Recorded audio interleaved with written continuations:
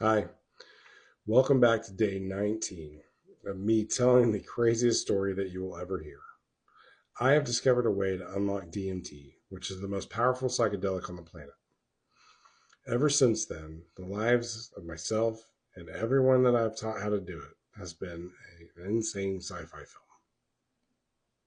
One of the most incredible things to ever happen has been happening to me, my friends, and my family, and I'm telling the world about it and the things that we have learned each day as I go through a 40-day water only fast. It's no food, no juice, just water with Celtic sea salt, magnesium, and potassium vitamins for muscle function.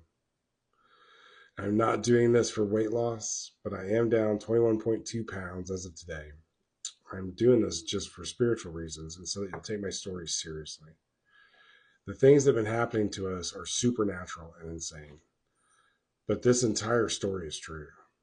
And so I encourage you to watch the previous videos that I've been making to catch up on everything that has happened up to this point. But I've been sitting here in shock for the last hour and a half. In my research this evening, I found out that the esoteric truths that were being shown have actually been known by a religious group for hundreds of years. But what's crazy is that I think I know why they knew the answer. And if I'm right, it's mind blowing. I'm still researching it, but it's just a speechless situation. If I'm right and I dig into it more, I'll bring it up later, but it's just it is legitimately mind blowing. But yesterday we talked about how ancient civilizations and religious prophecies align with the major shifts in human consciousness that we're seeing happening all over this planet at this very moment. But as we look deeper into religious texts, we begin to see a pattern. Some of the most important information that could have ever guided us today has been altered, removed, or was deliberately hidden. Many of the major world religions share strikingly similar themes: divine beings, prophetic visions, messages about upcoming transformation. It's kind of interesting. There's a reason for it. We'll get into that at a later date. But over time, these texts have been edited, censored, and selectively translated. But why? And who benefits from keeping humanity in the dark? Many texts were removed from the biblical canon, including the Book of Enoch, which describes celestial beings, the Nephilim, the advanced knowledge given to humanity. That sounds familiar. Why was this knowledge deemed too dangerous? The esoteric teaching of Islam, Christianity, and Judaism. There are certain mystical traditions, such as Sufism, Kabbalah, and the Gnostic Gospels, that describe reality in ways that align closely with quantum mechanics and consciousness that we've been talking about this entire time. These interpretations were suppressed, often deemed heretical by religious authorities. Those have turned out to be true. Were they keeping us from the actual truth on purpose, or were they just scared of it because it's super weird and they wanted control? What was left out, and why does it matter now? Three of the most powerful texts that were excluded from the mainstream Christianity books provided shocking insights into the nature of reality, consciousness, and humanity's divine potential. The Book of Thomas, which is one of my favorites, is unlike the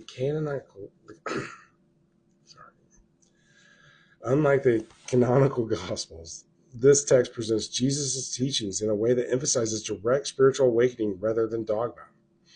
One of the most powerful lines in the book states that the kingdom of God is inside of you and all around you. It's not in buildings of wood and stone.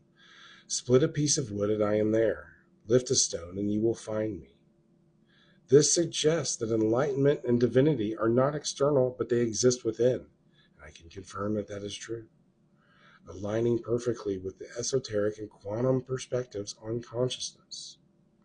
The Book of Enoch that we talked about earlier, this ancient text describes a group of celestial beings called the Watchers, who descended to Earth, interacted with humans, and imparted forbidden knowledge. It speaks of star beings, portals to other realms, and other multidimensional universes. concepts that align with what we are now experiencing in these altered states of consciousness. The suppression of this book kept people from understanding the true cosmic nature of reality. The beings that we are interacting with are the exact same realm that Enoch talks about, and that is fucking incredible. The Gospel of Mary Magdalene is a gospel that provides insight to a deeper, more mystical relationship between Jesus and Mary Magdalene. It suggests that she was not just a disciple, but a key figure in the transmission of hidden knowledge. One passage describes how true enlightenment comes from understanding that the nature of reality is beyond material existence. An idea strikingly similar to modern discussions of all the stuff we're talking about on higher dimensions, quantum consciousness, and the direct alignment with what we are being taught by these beings.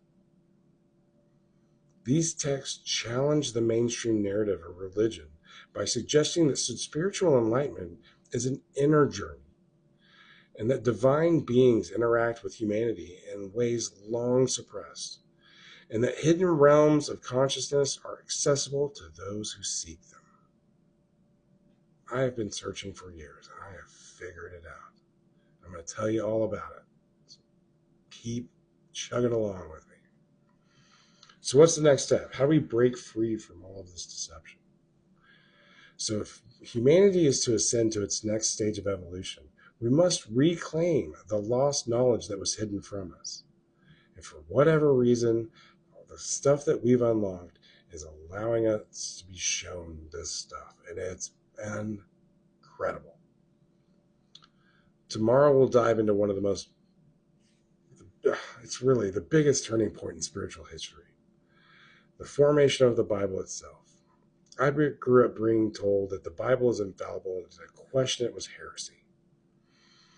They don't teach how the Bible was created in church because it causes too many questions to be asked. Because once you know how it was created, holes start showing up in the infallible book narrative. Was it one of the greatest mistakes ever made? Or was it a deliberate act of manipulation? And how did those decisions shape our spiritual understanding? And did it leave the door open for a giant misunderstanding or a deception from the very beginning? I have some shocking insights to share with you that I've learned. We'll talk about more of that tomorrow. If this video resonated with you, please like, comment, please ask questions. I'd love to engage. Much love. Talk to you tomorrow.